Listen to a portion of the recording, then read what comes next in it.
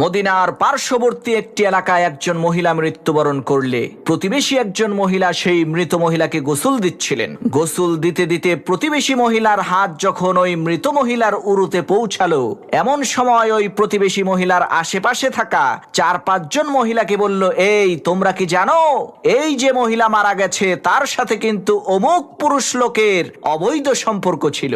আল্লাহর কি কুদরত!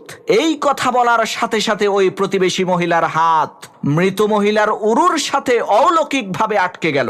এদিকে জানাজার নির্ধারিত সময় চলে আসলো, অনেক লোকজন জড়ো হলো, কিন্তু কি আশ্চর্য বিষয়, ওই মৃত মহিলাকে গোসল দেওয়াই শেষ হচ্ছে না। তখন বাড়ির পুরুষ লোকজন পর্দার আড়াল থেকে প্রতিবেশী ওই মহিলাকে জলদি করে গোসলের কাজ সম্পূর্ণ করতে বলল। তখন ওই প্রতিবেশী মহিলা বলল, আমি তো এই লাশকে জলদি করেই ছেড়ে দিতে চাই, কিন্তু এই লাশ তো আমাকে ছাড়তে চায় না। কি আশ্চর্য বিষয়! মুহূর্তের মধ্যে সমস্ত শহরে এই অলৌকিক ঘটনার খবর ছড়িয়ে পড়ল। এদিকে দিন পেরিয়ে রাত হয়ে যাচ্ছে, রাত পেরিয়ে দিন হলো, কিন্তু এলাকার সমস্ত মহিলারা মিলে যৌথ অভিযান পরিচালনা করেও ওই মৃত মহিলার উরু থেকে প্রতিবেশী মহিলার হাতকে আলাদা করতে পারল না। তাই বাধ্য হয়ে ওলামা একরামের পরামর্শ চাওয়া হলো। তখন ওলামা একরাম বললেন, হয়তোবা এই প্রতিবেশী মহিলার হাত কেটে ফেলতে হবে, আর না হয় ওই মৃত মহিলার উরুর কিছু অংশ কেটে ফেলতে হবে, এছাড়া আর তো কোনো উপায় আমরা দেখতে পাচ্ছি না। তখন প্রতিবেশী মহিলার পরিবারের লোকজন বলল, আমরা আমাদের মহিলাকে ত্রুটিযুক্ত করতে চাই না।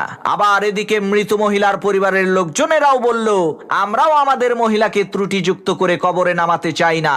এখন উপায় কি? তখন সবাই মিলে পরামর্শ করে তৎকালীন আরবের সবচাইতে বড় আলেম ইমাম মালিক রাহমাতুল্লাহি আলাইহির নিকটে গেলেন এবং তার কাছে সব ঘটনা খুলে বললেন। তখন ইমাম মালিক রাহমাতুল্লাহি আলাইহি বললেন, তোমরা আমাকে ওই ঘটনাস্থলে নিয়ে চলো। যথারীতি ইমাম মালিক রাহমাতুল্লাহি আলাইহি ঘটনাস্থলে পৌঁছে ওই প্রতিবেশী মহিলাকে জিজ্ঞেস করলেন, মারে, এই মহিলাকে গোসল দেওয়ার সময় তুমি কি কিছু বলেছিলে নাকি? তখন ওই প্রতিবেশী মহিলা বলল, জি হুজুর, আমি বলেছিলাম এই মহিলার সাথে অমুক পুরুষ লোকের অবৈধ সম্পর্ক ছিল। তখন ইমাম মালিক রাহমাতুল্লাহি আলাইহি বলল, মারে, তুমি যে এই মহিলার নামে এই অপবাদটা দিলে, এর সপক্ষে নিজের চোখে দেখেছে এই রকম 4 জন সাক্ষী কি তুমি আনতে পারবা? ওই মহিলা বলল, না হুজুর, তা তো আনতে পারবো না। তখন ইমাম মালিক রাহমাতুল্লাহি আলাইহি বলল, তাহলে এই মৃত মহিলা নিজে কি তোমার কাছে এই অপকর্মের কথা স্বীকার করেছিল? তখন ওই প্রতিবেশী মহিলা বলল, না হুজুর, তাও করেনি। তখন ইমাম মালিক রাহমাতুল্লাহি আলাইহি বললেন, তাহলে কিসের ভিত্তিতে তুমি এই মহিলাকে এত বড় অপবাদ দিলে?